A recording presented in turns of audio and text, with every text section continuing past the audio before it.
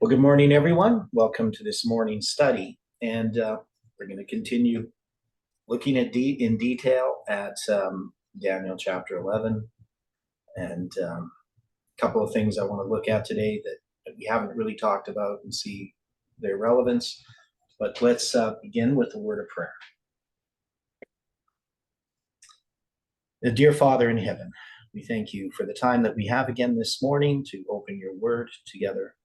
And we invite your Spirit to be our teacher. We need you in our lives, and we pray for your angels' care and protection over our loved ones, over our home, and we ask for your Holy Spirit to use us in our contact with others.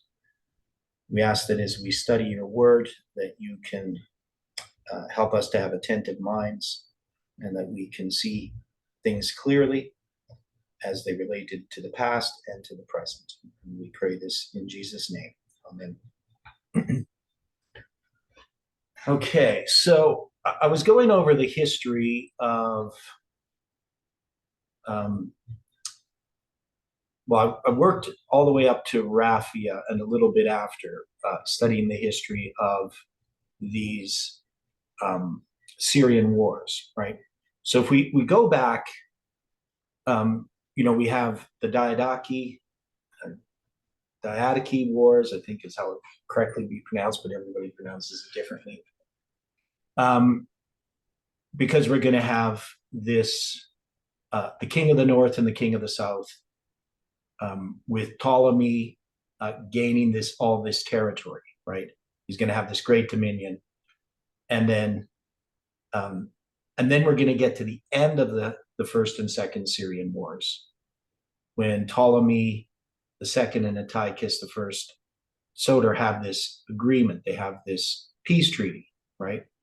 So this is going to be ratified by the marriage of Ptolemy II's daughter, Berenice, to Antiochus II Theos, right? And then it says, but she shall not retain the power of her arm. She loses her position from the former queen, Laodice, which means decision of the people, loses in a democratic process with the election of Trump, is what we had. So this is going to go back to this history in this line, the way that we had written this out, to Trump's election. And so some of this stuff we have to decide, are we applying this correctly in the present? And it seems like what we were doing here in verse 5 and 6 is that we were, this is almost like a separate line, that this is going to cover this history, up to Biden, which if we go back then to how we look at this, well, this is going to be going when we go back here, wherever it is. So I haven't decided how to do that, how we're going to draw out this line in this context. Because if we look at the line that we have been drawing out, it's going to not be directly in that history. Verse 5 and 6 are not going to be addressing, Trump and Biden, right?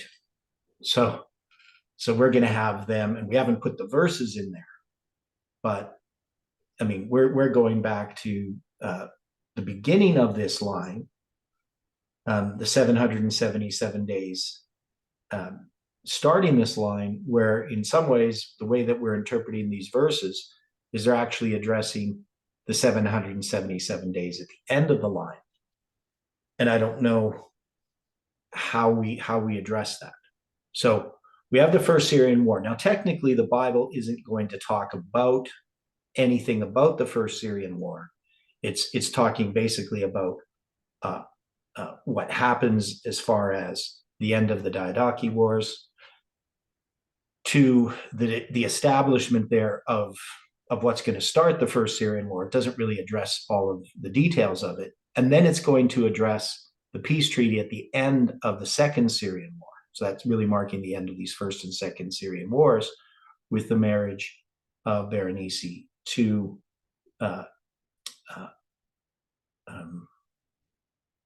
Antiochus Theos. Is that his name? Yeah. Right. So that's going to be yes.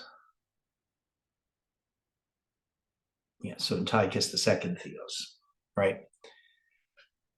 And then we have the Third Syrian War, also called the Laodicean War, because it's going to be, and there's a lot of complexities in that war, because you're going to have the murder of Berenice and her son, and the death of Theos, Antiochus II Theos, and then so Laodice, it's going to be her son Antiochus. Is it Antiochus III or Seleucus? I can't remember. Who's then going to be, so there's going to be this war then with and Ptolemy the Third, I believe, is the king in this Third Syrian War. So I just need to look at these. Right. So you're going to have, yeah.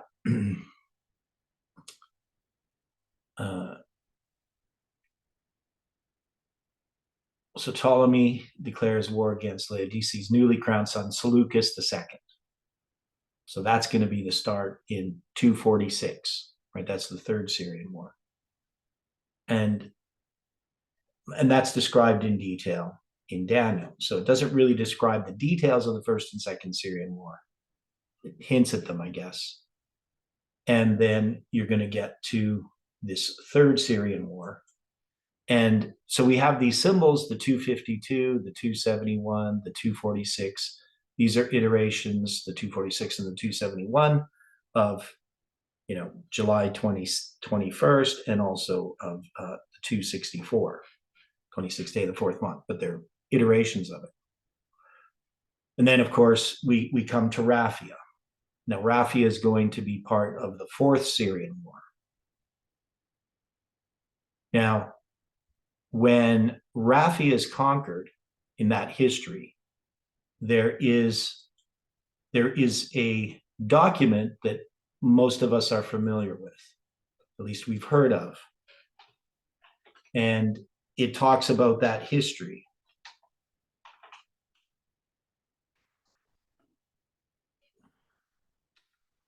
This is a document called the Rosetta Stone.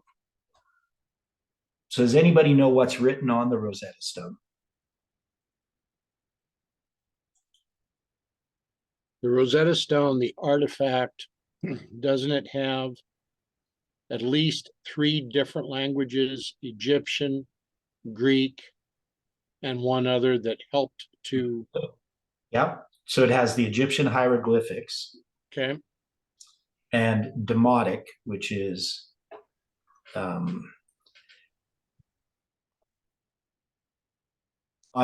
Demotic is the language of documents, but it's Egyptian. So there's 2 Egyptian languages, and then it has Greek. Okay. So I'm just trying to see if I can find a good translation of it. So we know that it's because prior to that, it's found in, I believe, 1799. And then this is used to understand Egyptian hieroglyphics. So before that, nobody knew how to read the hieroglyphics. But once they had the Rosetta Stone, they had a key with these 2 other languages to be able to translate the Egyptian hieroglyphics, so they could then read these things, right? So I'm just trying to find the text here. So it's going to be describing this history just after the Battle of Raphia. Well, it's also interesting because this was based on a decree that was issued in 196 BC by Ptolemy V Epiphanes. Yes, so it's going to be Ptolemy V. So that's I think he's the six-year-old son of Antiochus, or Ptolemy the Fourth. So Ptolemy the Fourth is the one who's going to gain this territory of Raphia, right? So I'm just trying to figure. So it's Ptolemy the Fourth who wins the Battle of Raphia. So June 22nd, 217. I'm just gonna read this here quickly.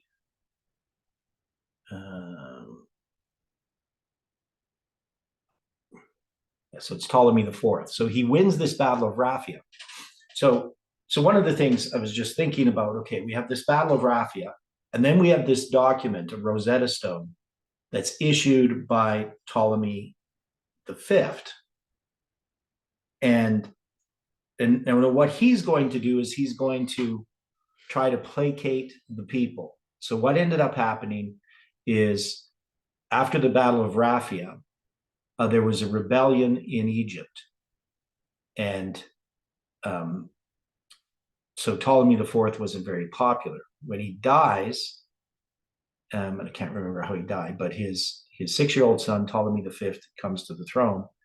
And in order to placate, now I'm not sure that he really knows what he's doing. It's probably somebody else. But to placate the people, he gives all kinds of gifts to the priests. And then the Rosetta Stone is about basically all these concessions that he's making, lowering taxes or not raising taxes and things like that.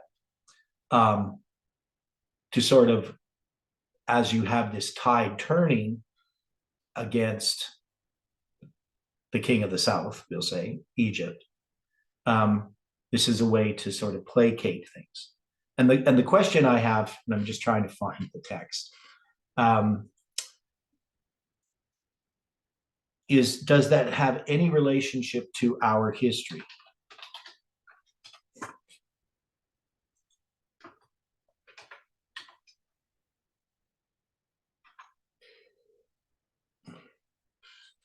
Maybe something that hasn't happened yet, but is going to happen. So I have here the translation of it. I'm going to share this on the screen. And I just started studying this morning. So it was on my other computer.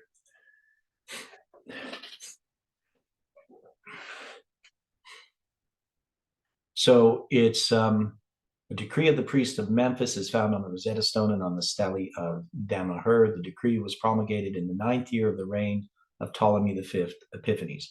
So if it's the 9th year of his reign and he was 6 when he came to reign, that would make him about 15. On the 24th day of the month, Eurypaios, which corresponded to the 24th day of the month of the season Pert of the inhabitants of Tamart, Egypt, in the 23rd year of the reign of Horus Ra, the child, who hath risen as king upon the throne of his father, lord of the shrines of Nechebet and Ukvatek, the mighty one of the twofold strength, the stabilizer of the two lands, the beautifier of Egypt, whose heart is perfect or benevolent toward the gods, right? So he's got all this stuff here. The son of Ptolemy and Arsene, how do you say that again? Arsinoe. Arsinoe, like no way. Okay. The father loving gods. When Ptolemy, the son of Pyrrhides and the priest of Alexander and of the savior gods, and the brother loving gods and beneficent gods. So there's a lot of stuff in here about the different gods. The daughter of Cadmus was the basket bearer of Arsinoe, the brother loving goddess. When Irene, the daughter of Ptolemy, was the priest of Arsinoe, the father loving goddess. All this stuff here. So it's just all this introductory things. And then it's going to go. So all that, how nice he is. Under his reign, as regards the sums which were due to the royal house from the people of Egypt, and likewise those which were due from everyone who was his august service, his majesty remitted them altogether, howsoever great they were. Right? Talks about the taxes here, and hath given unto his soldiers who are in his august service, according to their rank, and of the taxes, some of them hath he cut off, and some of them he hath lightened, thus causing the soldiers and those who live in the country to be prosperous. Now, how would we apply something like this to our history? So we have the Battle of Raphia. And and we have here Ptolemy the Fifth. So he's this, very young king.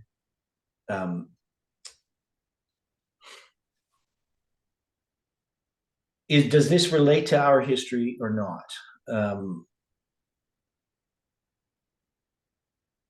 I mean, this is obviously a political propaganda and a way to sort of placate the people in that history. Because it says here, he hath commanded 2/3 of them shall be returned to the priests, talking about these fees they pay.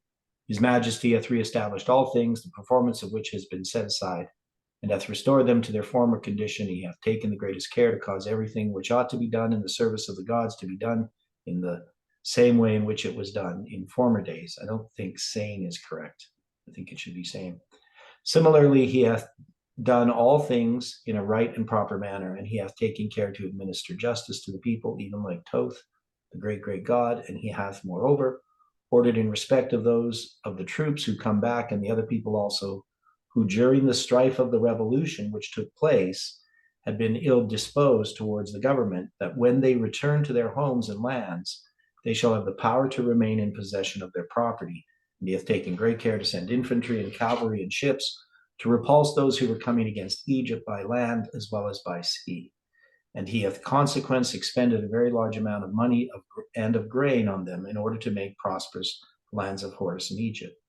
And his Majesty marched against the town of Shechem, which is in front of the town of Husiat, which was in the possession of the enemy, and was provided with catapults and was made ready for war with weapons of every kind. The rebels who were in it now, they had committed great acts of sacrilege in that land of Horus, and had done injury to those who dwelt in Egypt. His Majesty attacked them by making a road to their town. And he has raised mounds or walls against them, and he dug trenches. And whatsoever would lead him against them he made. And he caused the canals which supplied the town with water to be blocked up, a thing which none of the kings who preceded him had ever been able to do before. And he expended a large amount of money on carrying out the work. And his Majesty stationed infantry at the mouths of canals in order to watch and guard against them. So there's all of these things that he's doing because of what had happened with this revolution. Now, I know you're just kind of looking at it for the first time, but is there any way in which we can understand this Rosetta Stone and this history? Because it's not specifically mentioned in scripture. I'm just looking through this here quickly. There's a lot of stuff about priests and different things they're going to do. Okay. So that's it. This is also on the Stele of Damaher, right? So they got some stuff in italics that's added. Okay.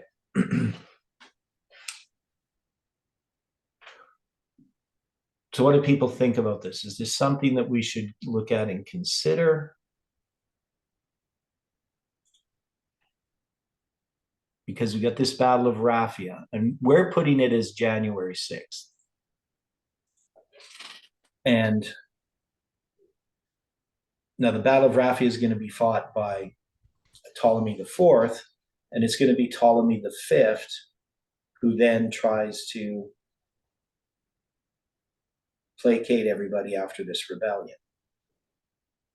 Is there any way that we can apply this?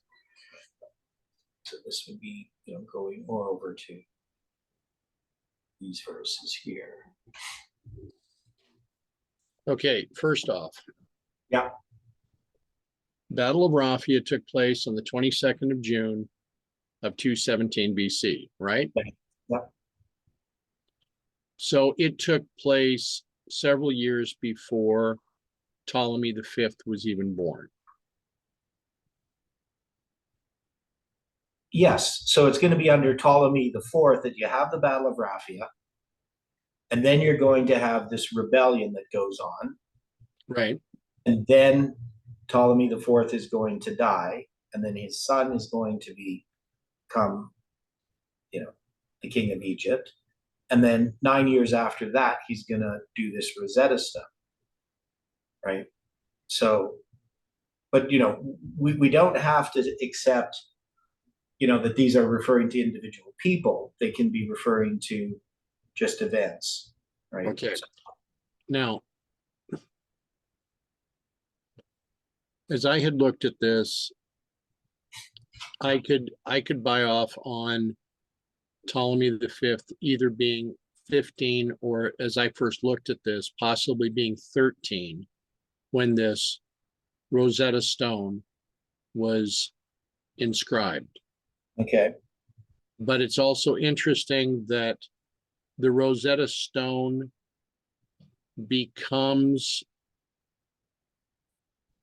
known to the world during the year that we would consider the time of the end, because it's found in 1799. Yeah. So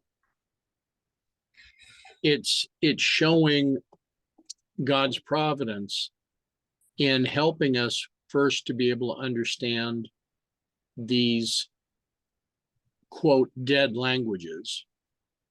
Well, the one dead language, Egyptian hieroglyphics. Yeah. Well, while I realize that a lot of the um, more studious people would have understood Greek at that time, how many people are there that were speaking in ancient Greek? Even Well, at in Greek, no, nobody's speaking in ancient Greek, but they were still speaking Greek, right. and they were still speaking Egyptian. I mean, these are older forms of these languages, though. Yeah. Okay. Now,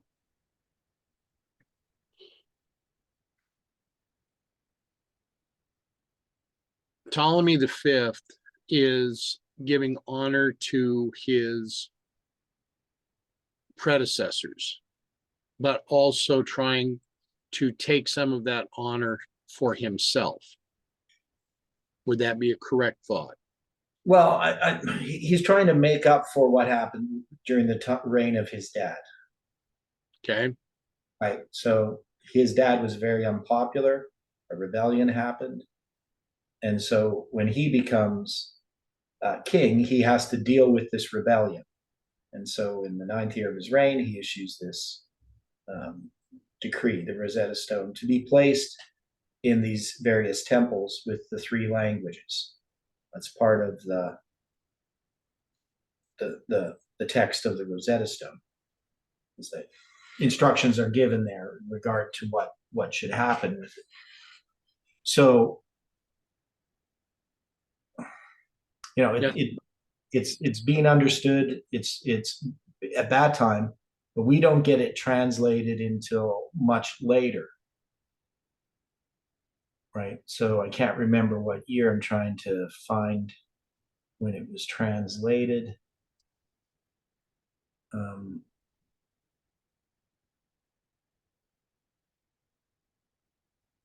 Well, they began really going through this for the translation in 1801, 1802. yeah, I'm just trying to see exactly.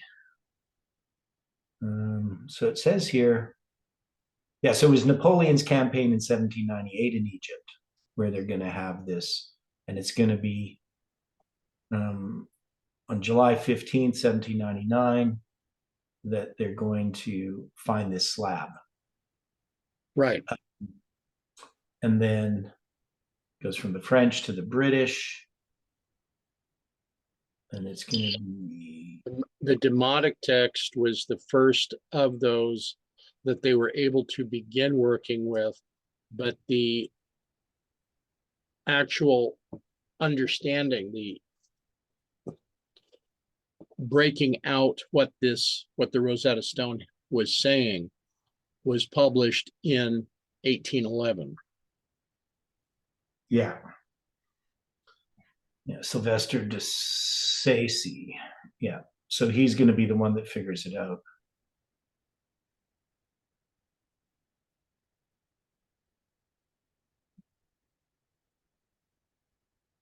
And he had already been working on trying to understand Egyptian hieroglyphics before the Rosetta Stone was found. Okay. So people had been trying to interpret Egyptian. You even have like 1761, Jacques Barthélemy had suggested that the characters in the cartouches and hieroglyphic inscriptions were proper names. And that was one of the key to understanding um, the Rosetta Stone. Yeah. So yeah, there was another interesting date in here, just of the date that is. Let me see here. So when it's issued or when it's dated,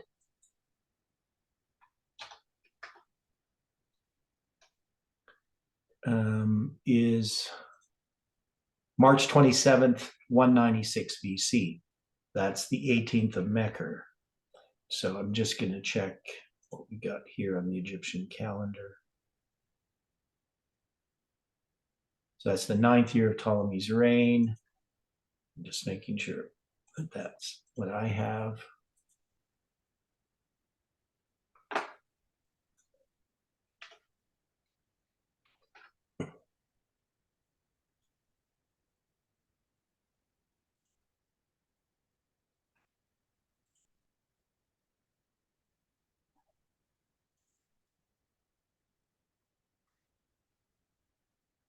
Yeah, so that's going to be the, yeah, that's correct. So March 27th is an interesting date. Oh, for many reasons. Yeah, so it relates to the message to the Levites. Um,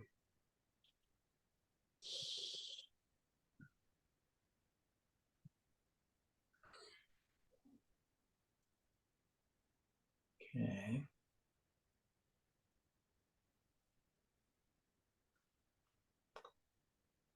Just looking at the Babylonian calendar, it's the 6th day of the 12th month on the Babylonian calendar. And it's the 26th year of Antiochus III.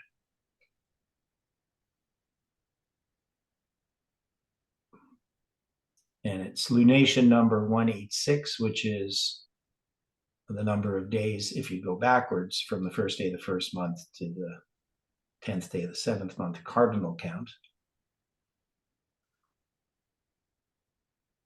Okay. It's issued on a Sunday, March 27th, 196 BC.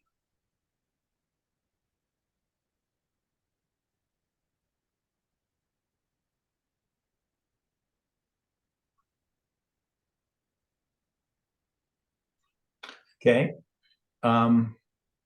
But what about so it has some symbolic application. How would we understand it in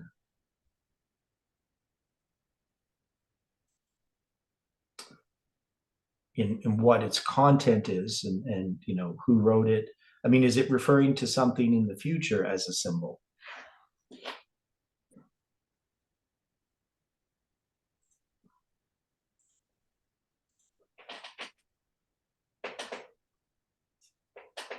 So we have here in our chart, we have the Battle of Raphia. We mark it with January 6, 2021. Right? That's how we have been doing it.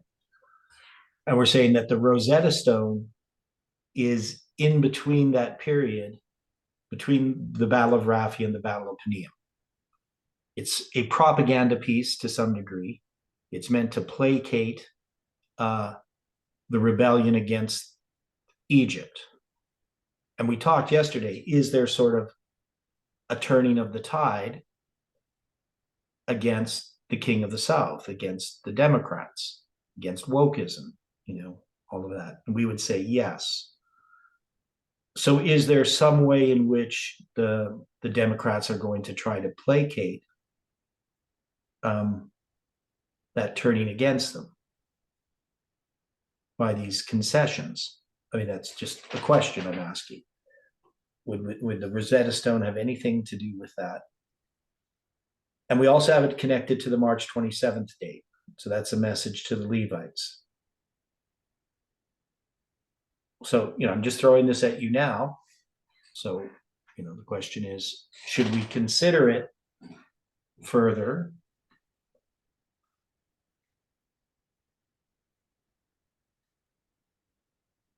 I would think we're going to have to. Yeah, I think we kind of have to, because it's part of that history, but it has these symbols attached to it. Now, what about the symbols of the three languages and the understanding of the script? What would that symbolize?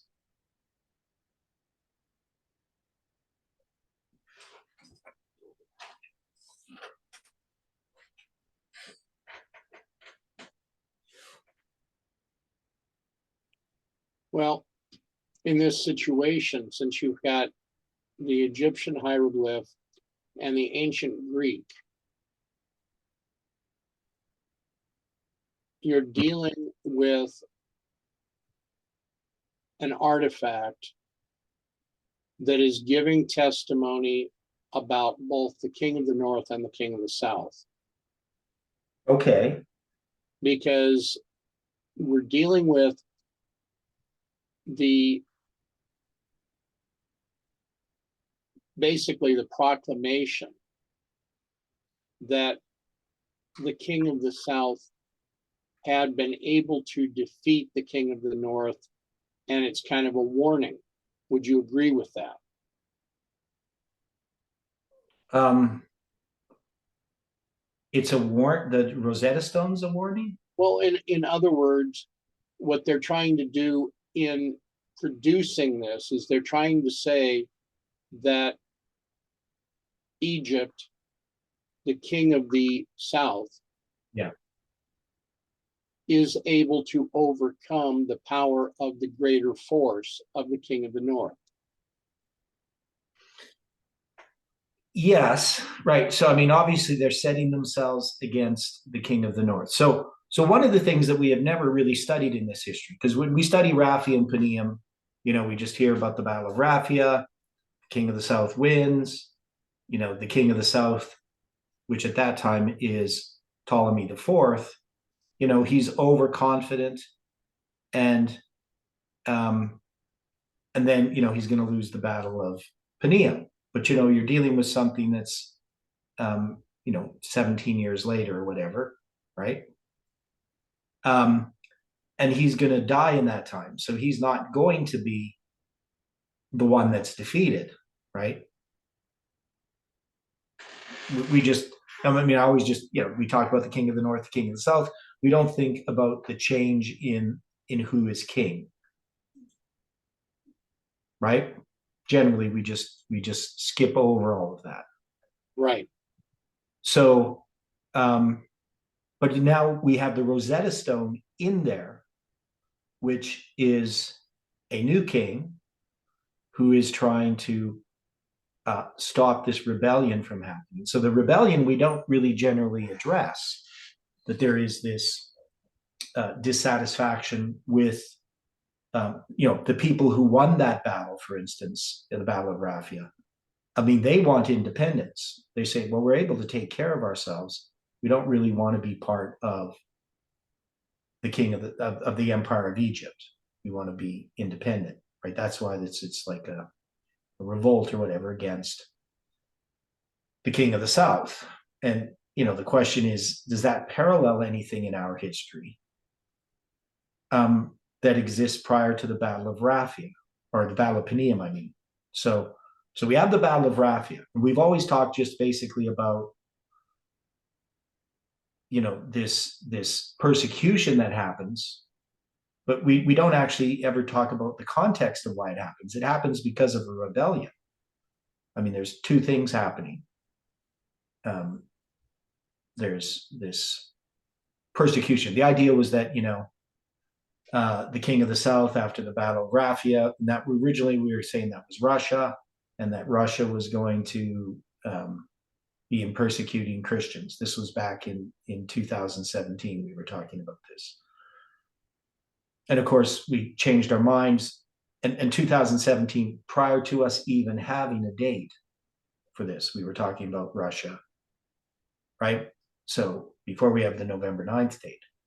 So that was our understanding about Raphia and Panium when we first started understanding Raphia and Panium, this battle between Russia and the United States, which it didn't pan out to be.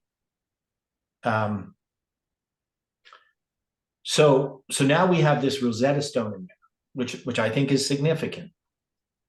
And it's not in the scriptures. It doesn't specifically talk about the Rosetta Stone, but it does talk about the Raphia and Panium, and this is part of the historical events in that time.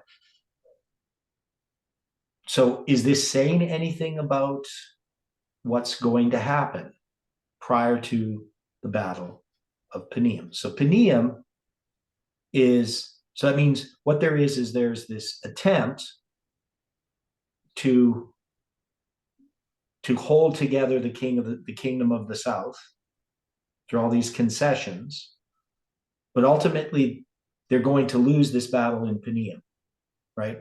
So this is long after the Battle of Raphia. Battle of Raphia is 217. This is going to be 196. So you're looking at and exactly, I'm just looking here at these dates of these kings. So yeah, so Ptolemy the Fourth dies in let me see, when does he must die in 221. Where does he begin reigning? So is it Ptolemy the Third who does the Battle of Raphia? No, it's Ptolemy. Okay, never mind. It's Ptolemy the Fourth. He becomes king in 221. So the Battle of Raphia is in 217.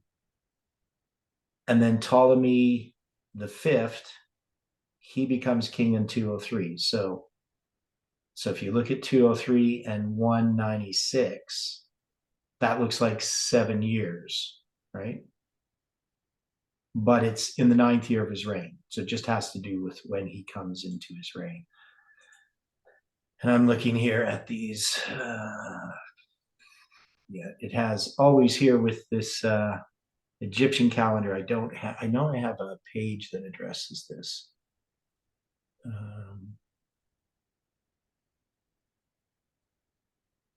Here it is. Okay, I'm going to try to get this date here. So we're going to go to.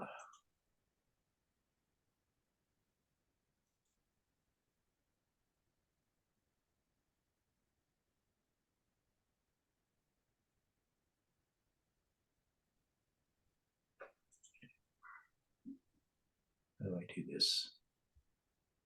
Here it is. I'll just show you what I'm doing here. This is a website that I use sometimes for the kings of Egypt, and it gives me all these different dates. So it's going to start with Alexander the Great, and then you're going to get to so Ptolemy the Fourth, Ptolemy the Fifth. Okay. Go to one.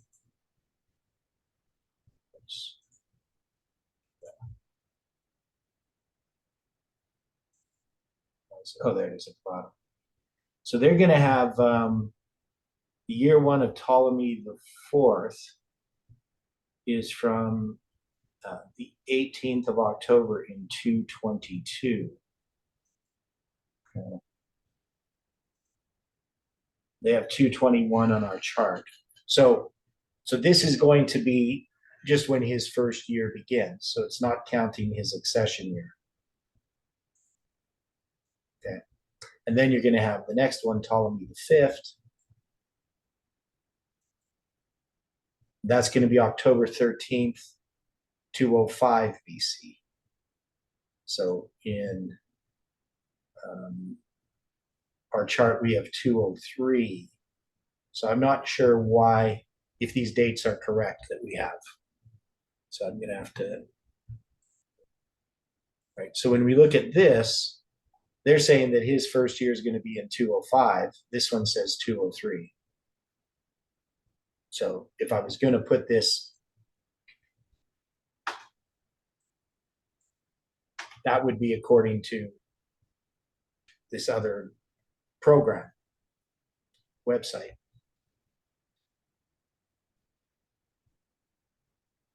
So it has different dates. So it's just something to. I'm gonna do that for now. I might come back and change this some other time. I got to look these up more closely. But anyway, you got Ptolemy the Fifth, and he's then going to issue this Rosetta Stone.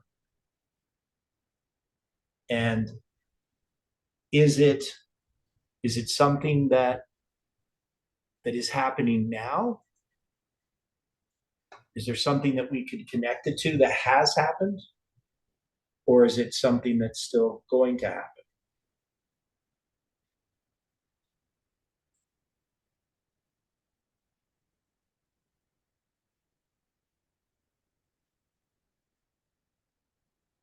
Yet there's a third option.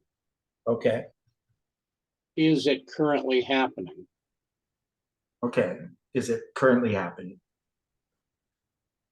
Now, I mean, what's currently happening as far as this preparation for this election coming up?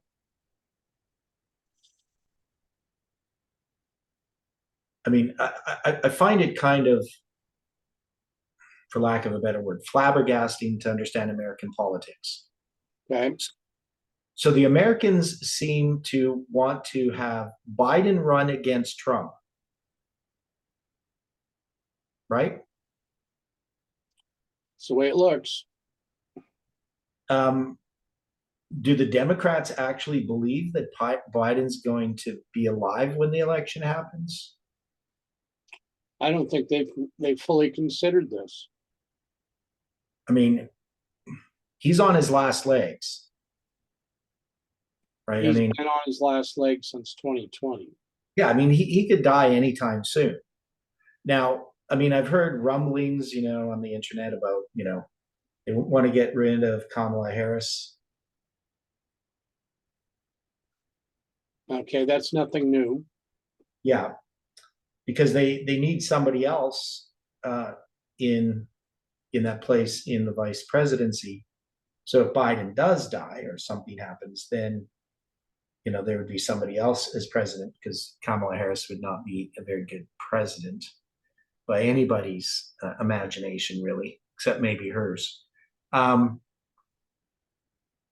a very unpopular person.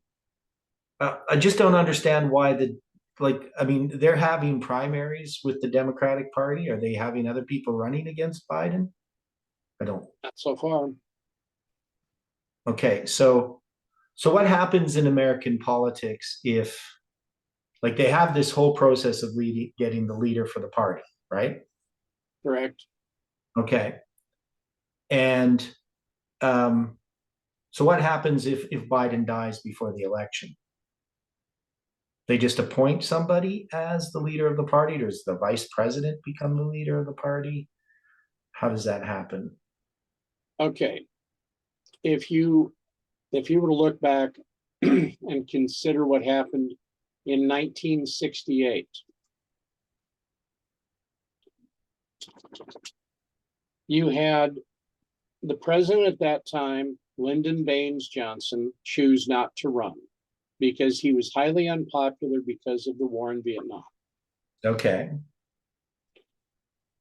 You have Bobby Kennedy, former Attorney General of the US, that is running, but you also have Hubert Horatio Humphrey, which was the current vice president at that time. Okay. You come all the way down to the California primary. And at the time of the California primary, Bobby Kennedy wins enough delegates to become the Democratic nominee for president. Okay. The night of his victory in California, as he is walking through the hotel and going through the hotel kitchen to his, where he was staying, Yeah. Bobby is assassinated. Yeah. Now you come to Chicago for the Democratic convention, and they have a very disorganized convention, and it becomes Humphrey that is selected as nominee. Now, Humphrey had been Johnson's running mate in 1964. He was a Minnesota senator. He was extremely left-wing, extremely progressive at that, as what they called it at that time. Nixon, who had run against John Fitzgerald Kennedy in 1960, 8 years earlier, had not been a popular choice. He was not seen as being presidential. Okay.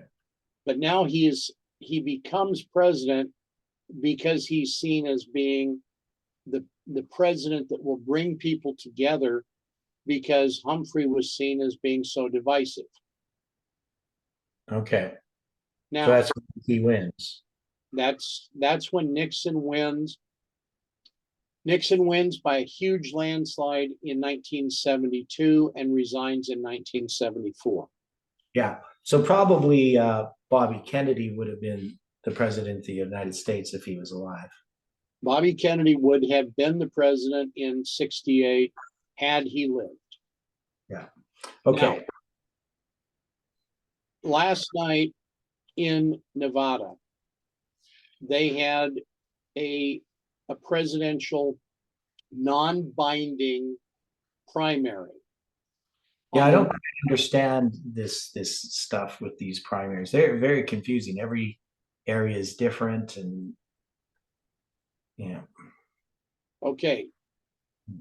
The Iowa caucuses revealed that there was a strong pro-Trump sentiment. The same thing happened in New Hampshire. Yeah. Nevada last night, which is a non-binding primary, did not have Trump on the ballot because Nevada had not allowed his name to be on the ballot. Yeah, so he's not on the ballot. Okay, go ahead. And so Nikki Haley still loses it. Yep. Which I don't understand. I'm just looking at the news here. I didn't know that. Okay. Well, just Nikki Haley, of course, had been one of Trump's. She was the delegate to the United Nations for Trump. Oh, yeah. So she was one of Trump's employees at that time. Yeah. So she's on the ballot and she loses to, basically somebody else because Trump is not running on that ballot. Yeah. So nobody wants to choose her at all.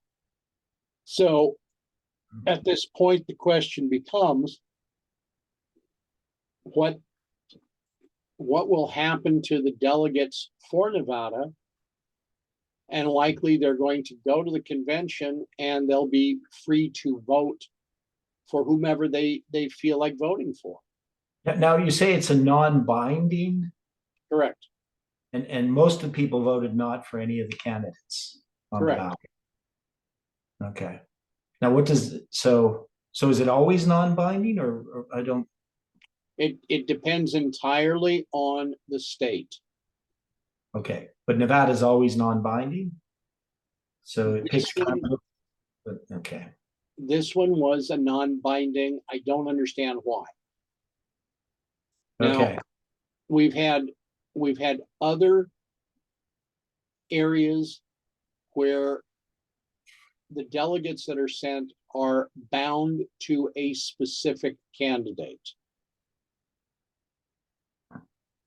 Now, we ran in through this during the election in 2016 because there were a set of electors that did not wish to vote for person that they were told to vote for, that they were bound to. Okay. And those electors became addressed as faithless electors.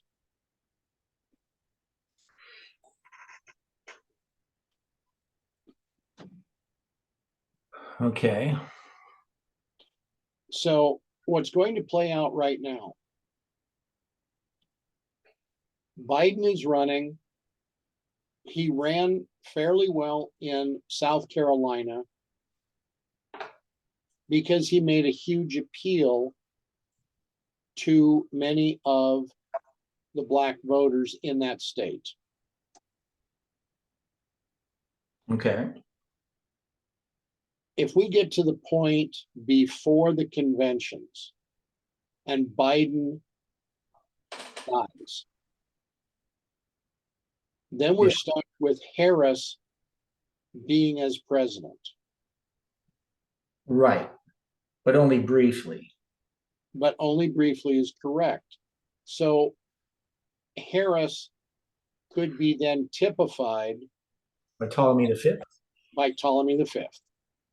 Okay. That's kind of what I was thinking, a possibility. And then she would have to make all kinds of concessions, Yeah. right? To try to, I don't know, but who would be the one running? Would it just be her then, based on what Well, happened in the past? She would be the one against Trump. it would be Harris against Trump. And I mean, here's the rest of the situation to consider. Biden and Trump are basically the same age. Biden is older. Yeah, he's older. Yeah. Biden's cognitive abilities have been seen to being in great decline.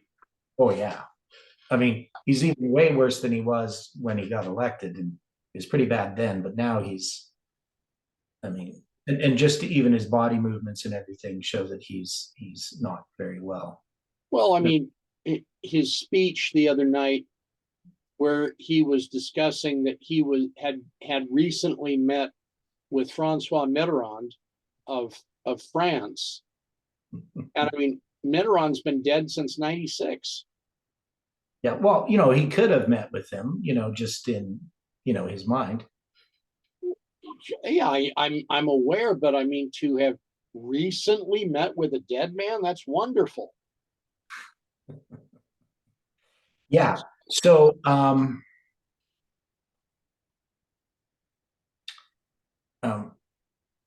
okay. So we have that. Um, so I mean, I don't know if we're making a prediction about what's going to happen, Well, but I just have a hard time believing that they would still want Biden to run. I mean, he's extremely unpopular, and even people who may like him would say, well, and his running mate's still going to be uh, Kamala Harris, it's possible. because can he pick a different running mate? Once he Certainly. okay, so he may Certainly. pick someone else. Well, okay, I'll use it as an example. Who was Lincoln's vice president nominee in 1860? I don't know. Schuyler Colfax. Who was Lincoln's vice president nominee in 1864? I don't know. Andrew Johnson. Okay. So you had different people, and you pick your running mate though once you win the primaries. Well, okay. I mean, I know they didn't announce who their running mates were, as soon as when they were in the primaries before. Lincoln chose Colfax because he had been I believe he was a senator from the state of Maine. Yeah. So sometimes what they're doing is they're picking a running mate who maybe did well, like ran against them in the primaries, like somebody who supported them or maybe turned, to support them. when they have the convention type of thing, and then they pick the running mate? Is that how it happens generally? That's a question. Um, if I look at the situation between JFK and LBJ in 1960, the reason that Kennedy was advised to select Johnson, who had run against him in the primaries, was that Johnson, as a current Texas senator, was seen as being able to bring in much of the Southern vote for a Northeastern liberal that, I mean, was fairly unknown. So that's one way that happened. Now, Nixon, when he ran in 1968, selected Spiro Agnew of Maryland because Agnew was seen as being a law and order candidate, and that's the way Nixon ran. But Agnew had to resign in 1973 because it was found that he'd been very corrupt. He was not law and order. So sometimes presidents are running because they choose a running mate that's going to give strength to their ticket the way that it was originally done. Whoever won the most votes became president, and whoever had the second most votes became vice president, which led to interesting combinations.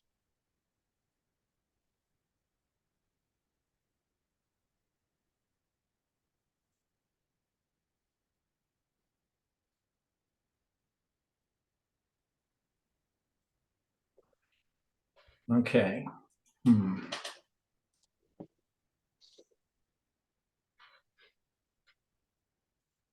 So what we're saying here is that if Biden dies at this point, like if he died tomorrow, would would there be somebody else who then gets picked besides Kamala Harris? It's possible. Okay. But if it's going to be later, like after the convention, then it would just generally be the vice president who would then be the head of the party. That'd be correct. Okay. So, I mean, it could be somebody else. Biden could die soon, and it could be somebody else who ends up, getting the nomination. But right now, they just want Biden. At this point. Yeah. So, well, maybe they can keep him alive, with AI or something like that. Oh, that would be so wonderful, wouldn't it? To have an imaginary president. Well, it's not much different right now. I'm surprised they're not using AI for him doing his speeches, but so yeah, so we don't know what's going to happen, but we do have the Battle of Raffia. We mark in this line that we have, whether this is a zoomed in line or something, or whether this is the actual line that we have. This is what we have. We have this 9/11 and 11/9, this pandemic, dealing with the third Syrian war. And then we have the fourth Syrian war. That's going to be the Battle of Raffia. So that's going to be within those 777 days. And then we're going to have the Battle of Panion, and that's future. And that's going to be the backlash to wokeism. But in between there is going to be this attempt to placate, the king of the South is going to try to placate his followers. But it shows that there's going to be a different king of the South, if we're going to take this history and apply it there. That is, it wouldn't be Biden. So, I mean, obviously on this part, it's speculation, if that's how it's going to happen. If it's going to happen within this history, like immediately, if that's what it's talking about. Okay. It could also be referring to something much later, right? That is, Correct. the Battle of Pinion may be something much later, a couple of years, a few years down the line. We don't know. Maybe we could look at, the rebellion is occurring and it's still going to occur, and then at some time in the future, the Democrats are going to have a new leader, and that leader is going to seek to placate, people. But the Battle of Pinium will still be lost to the Democrats at some point. And now, as far as Trump becoming president, I mean, the question is that the Battle of Pinium if Trump becomes president? And a lot of it depends on what he actually does. But, I've always taken it the point that, well, it seems like if January 6th is the Battle of Raffia, once the Republicans get back in power, and they fight against all of this, well, first they get back in power, but they have to actually fight against this wokeism. This wokeism, in a sense, needs to be undone in order for that to be the Battle of Pinium. Right? Now, some people would put then the Sunday law there. Trump's going to become president. He's going to bring in the Sunday law, which I don't see happening. And definitely not the Sunday law that we're talking about on a big line. And Trump's already been part of a Sunday law in a typical sense, right? During the pandemic. Like Xerxes, he was deceived into his actions during that pandemic. But, then we have the Battle of Raffia. So we have, Trump loses. We have the globalists in charge, and, the end of the United States in that line. But then we have the Battle of Pinion. So Trump becoming president again, obviously, isn't a fulfillment of that prophecy dealing with Trump and how we look at him as Xerxes.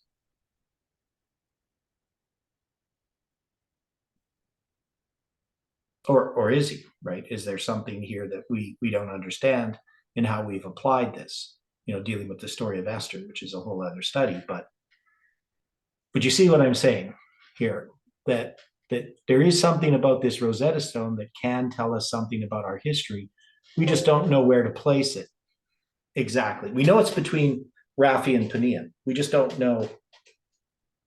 We don't have a date for it. Right. But in this type of a situation, we do have some precedents to be able to look at. I mean, should Biden die after this great battle that he's had ongoing with Trump over these last 4 years, and then we have Harris, who is, I mean, at best, a placeholder. I mean, Biden's a placeholder as well, but Harris would even be a smaller placeholder. Then the question becomes, how do we view this in the line of what we're seeing here in Daniel 11? Mm-hmm. Yeah. And so when we have, if we look back at our notes here of what we have, suggested regarding this history. So we're going to go, this is the Battle of Raffia. The king of the South, Ptolemy IV, atheistic communism, shall be moved with choler, raise a large army, the governments of the world, and shall come forth and fight with him, continue the fourth Syrian war, atheistic revolution, even with the king of the north, Antiochus III, the two-horned power. So this is an attack against the United States, even though this power is with, it conquers the United States, right? So this atheistic communism is going to conquer the United States. And he, Antiochus III, the USA, shall set forth a great multitude, a large army, propaganda, by the multitude, Antiochus's army's people, or but the multitude, shall be given into his hand. Ptolemy's control. The population submits to this neo-communism.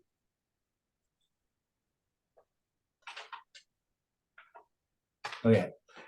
Ptolemy IV would defeat Antiochus III in the Battle of Raphia. Now I put here the Great Reset set in place equals midnight. When he, Ptolemy IV, atheistic communism, has taken away the multitude, Syrian army, apostate Protestantism. So we have a lot in here that I don't know if it makes sense, based on what we have been studying, right? So then we're going to have the Fifth Syrian War, which is going to be this civil war in the United States. So the Republican in the USA stands up, makes war propaganda against the King of the South, Ptolemy IV, Philopator. Now, in this case, I'm not really sure why, because this is going to be Ptolemy. It's not going to be Ptolemy IV in this history of the Fifth Syrian War, right? So I'm not sure why they have Ptolemy IV.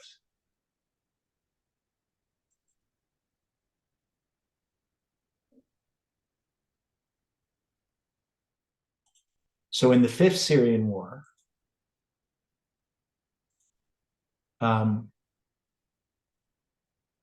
it's going to be Ptolemy V, right?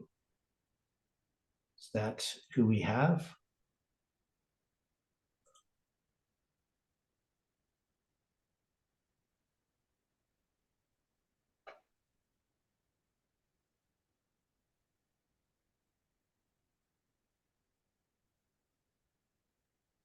Yeah, it says, well, Antiochus III would defeat Ptolemy V, Epiphanes, at the Battle of Paneum. But so in the start of the Fifth Syrian War, that wouldn't be Ptolemy IV. That'd be Ptolemy V. So Ptolemy IV defeats Antiochus III at the Battle of Raphia, 217.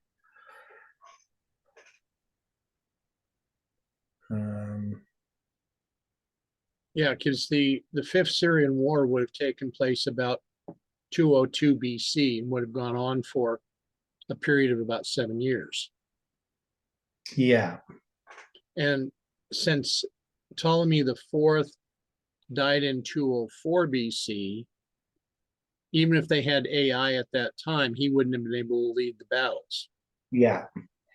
Yeah. Okay. So you got Antiochus III, so he's there, and then you got Ptolemy V. So that's going to be the Battle of Paneum.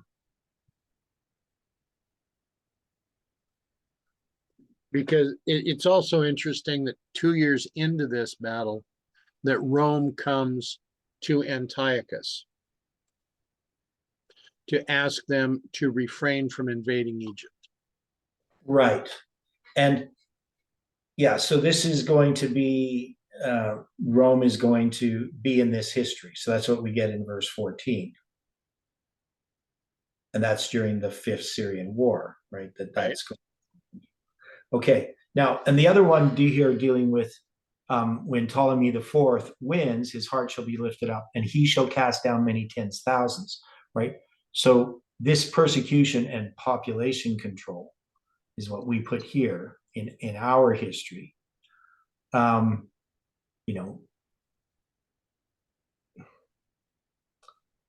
occurred in our history. We call it that. But in that history, it's during this rebellion, right? So it's not just that he's acting in this way on his own accord. It's because there's a rebellion that he's going to have to fight against his own people, right? Persecute his own people. But he's not going to be strengthened by it. He's not going to complete the conquest of Syria historically. Will not weaken the USA. Okay, so I'm not sure why we put that there. For the king of the north, Antiochus III, the USA, shall return and set forth a multitude greater than the former, the start of the Fifth Syrian War. So at the start of the Fifth Syrian War, that's going to be that's going to be who? Fifth Syrian War, you're going to have Ptolemy V as the king of Egypt.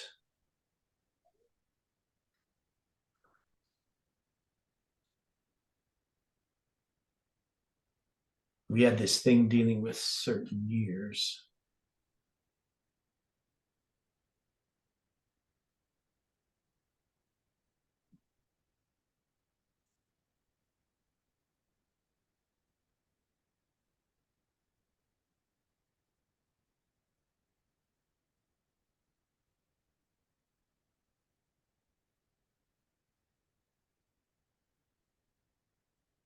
Yeah, so what we had happening here, and this is where I have this.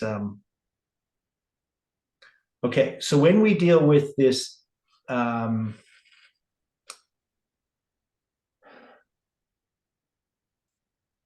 this Fifth Syrian War.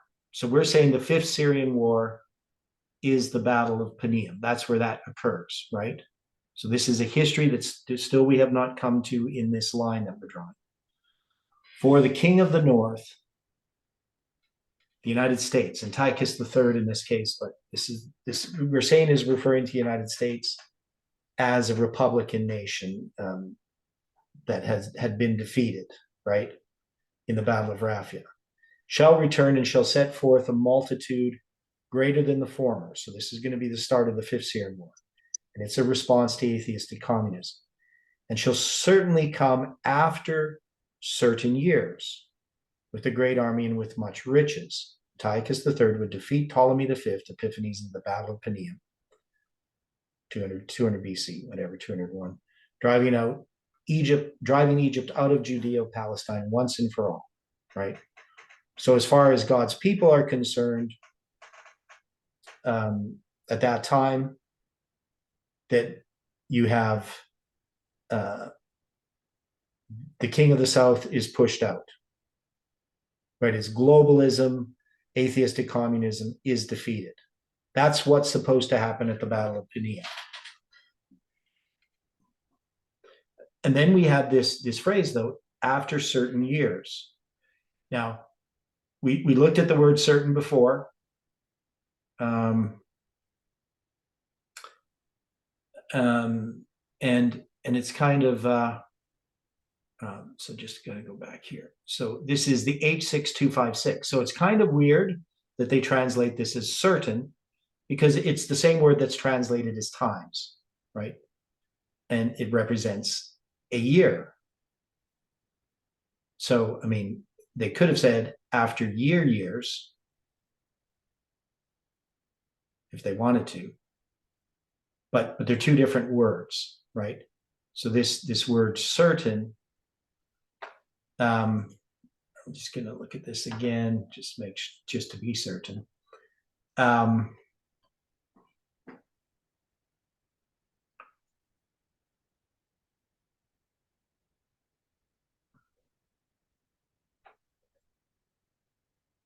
It means time. That's what it means, not years, but time. So after time years, that's right. But it can refer to, yeah, so they use it first when we run into it. Yeah, in these times, it uses it in verse 6. That's times, so times years, I guess. Okay, so we got that straight. So after certain years, so when we go to this after certain years, so the word years 8141, 22 years and 105 days. And we noted that from September 11th, 2001 to December 25th, 2023 is an inclusive count of 8,141 days. When we consider this with 6256, both marking December 25th, so the 6256 is just, if you count from November 9th, you get to December 25th using that number. Together, they are a period of 14,397 days. So if you add them together and you include the symbolism of 360 from the number 6256, you get a period of 14,757 days, which is the number of days from November 9th, 1989 to April 5th, 2030.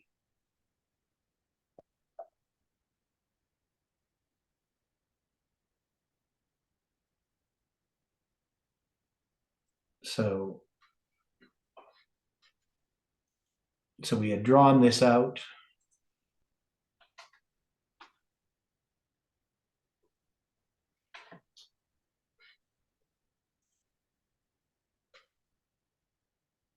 Now we have a drawing of it.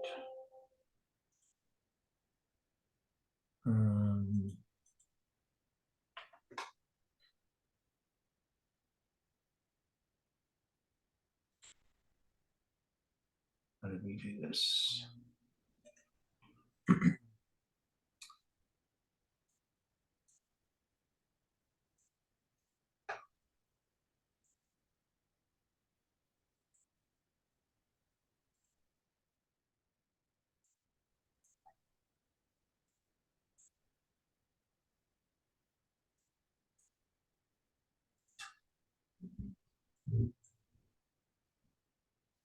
Okay, it's kind of messed up.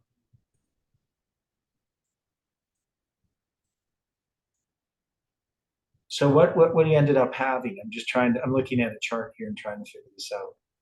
So if we start on November 9th, 1989, there's 14,757 days to April 5th, 2030. And so we always have to consider that date, even though it's symbolic, we can't just dismiss it. And so if we count from November 9th, I think we did this at some point.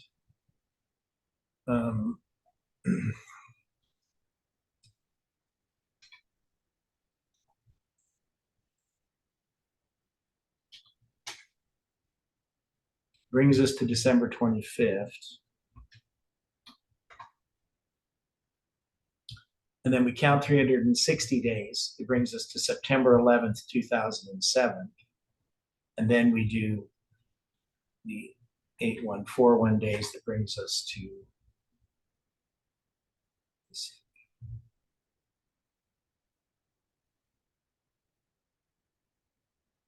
Not sure what I did.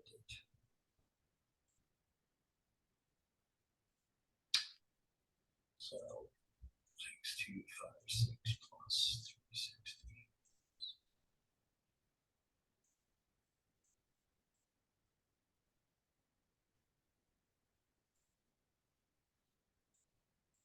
Oh, I see.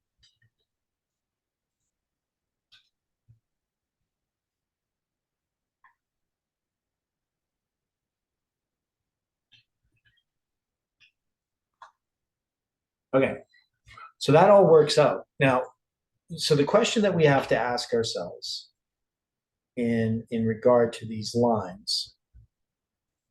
So when we're looking at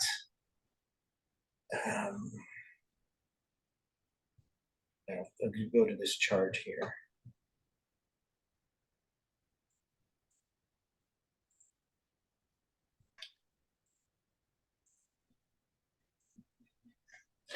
So we have this April 5th, 2030 date, and it's part of this structure. So this structure comes from this whole situation dealing with the battle of Raffi and Padilla. So I'm just gonna put this down here.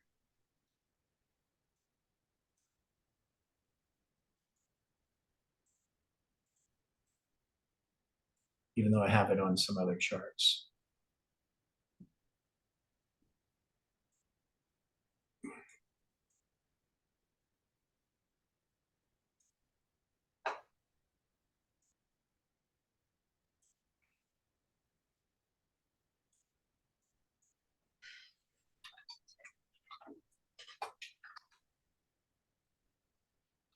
So certain years, certain is 6256 plus 360,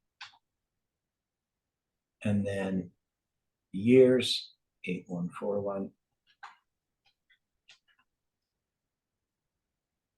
So this is going to equal 1.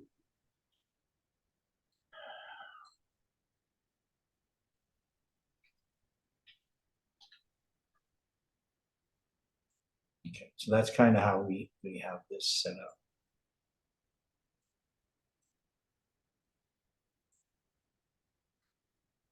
So we have to take this date, April 5th, 2030, as a symbol of something.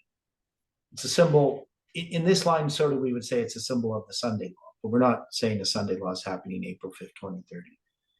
It's the third angel's message arriving, whatever that's going to mean historically, and whenever that's going to be historically, right? Or futurely. Okay, so we don't know when the Battle of Panium is. Right? We don't have a date for it.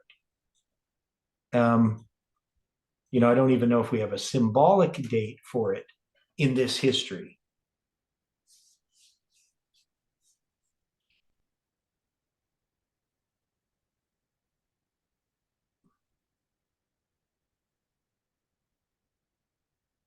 So I'm not sure what we do with that, as far as we believe it's still future.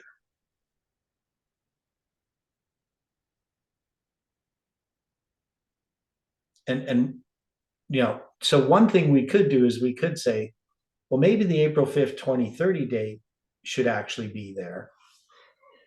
So I'm going to do this. Because there, as a symbol, this is where it reaches to. And this might make more sense. That in this line, April 5th, 2030 just represents, as a symbolic date, the Battle of Panium.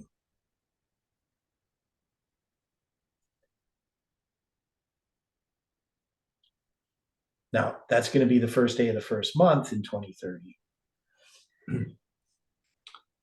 We could argue then that a symbolic date here for the Sunday law would be the 10th day of the 7th month in 2030, which is October 8th, 2030.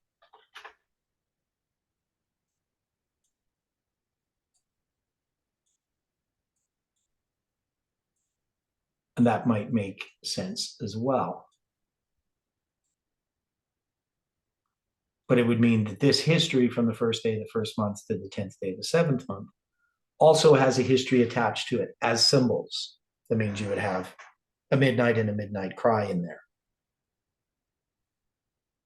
But remember, these are just symbolic dates. We're not saying something happens on April 5th, 2030, that is the Battle of Panium. The Sunday law doesn't happen October 8th, 2030. It's not what it's telling us. It just has these symbols, right? The 187 days from April 5th, 2030 to October 8th, 2030, right? From the first day of the first month to the 10th day of the 7th month. But we don't know, right? So the Battle of Panium might happen in our history immediately, but it might be referring something to later in the future. And the thing is, there may be this January 6, 2021 date that we're looking at, that we're, in a sense, zooming into something that's just typical of what's going to happen. right? Because we know it's not the Battle of Raphael, the actual one that we have as midnight, because we have never got to midnight yet. So, are we getting mixed up on how we're zooming into these lines in how we're interpreting these verses? That's what we don't know yet. So we may be, when we're drawing some of this interpretation in the present truth application, we're actually just zooming into our immediate history where these lines are actually telling us about something that's more zoomed out.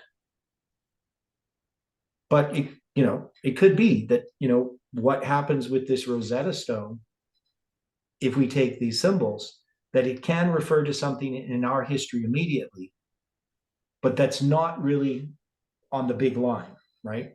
Because remember, we're not making this application here on the big line because we don't know.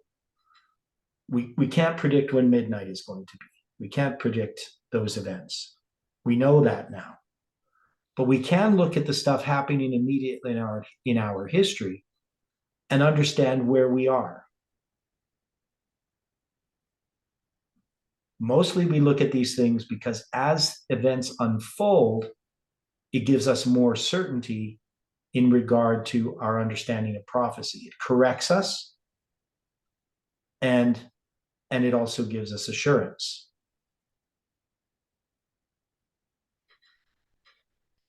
So, any final thoughts?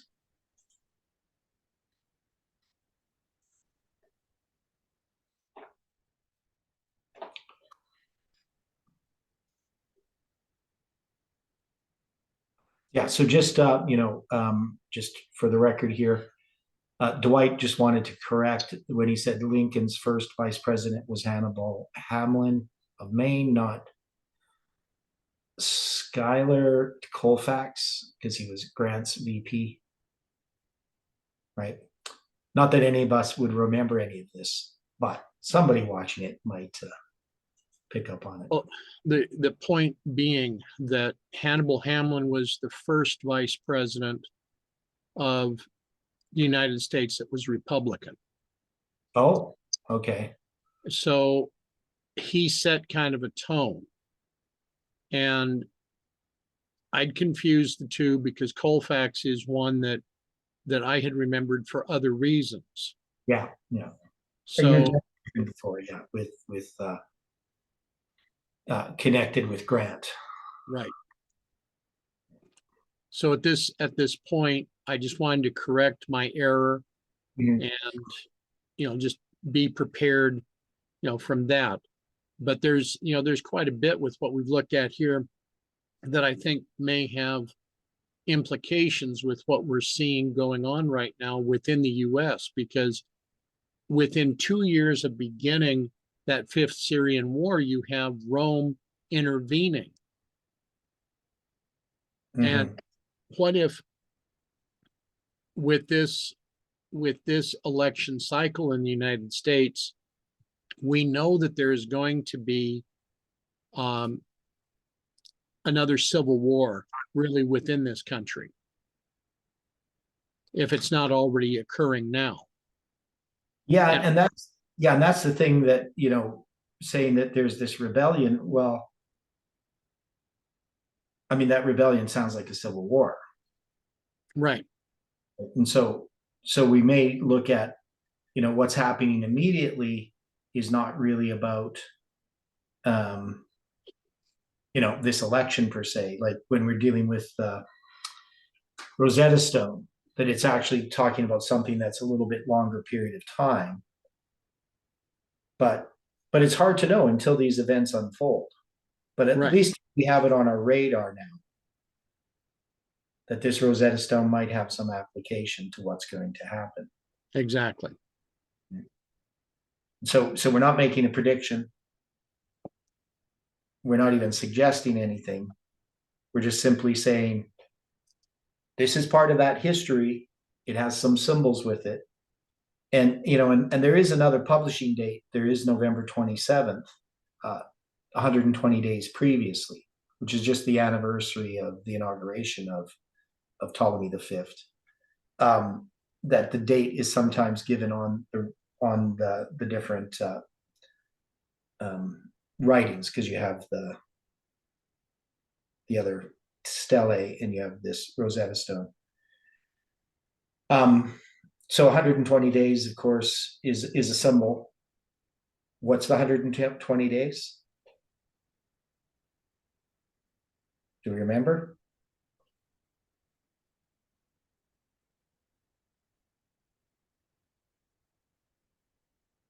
Okay, so remember, To do close off probation during Noah's time. The years, 120 years.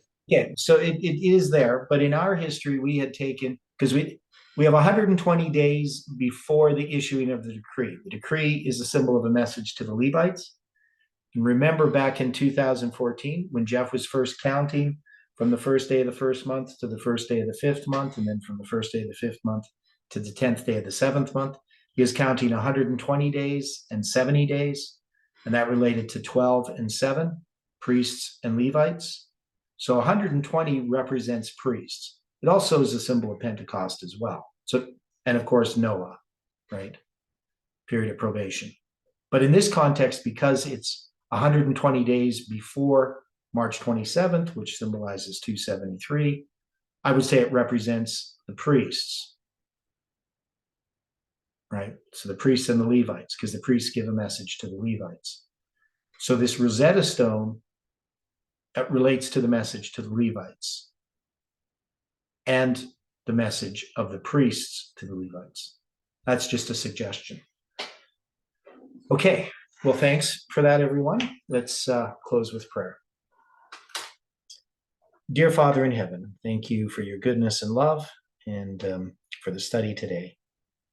And we pray for your care for our loved ones, and in the decisions that we make each day, that they can glorify you. Thank you for hearing our prayer in Jesus' name. Amen.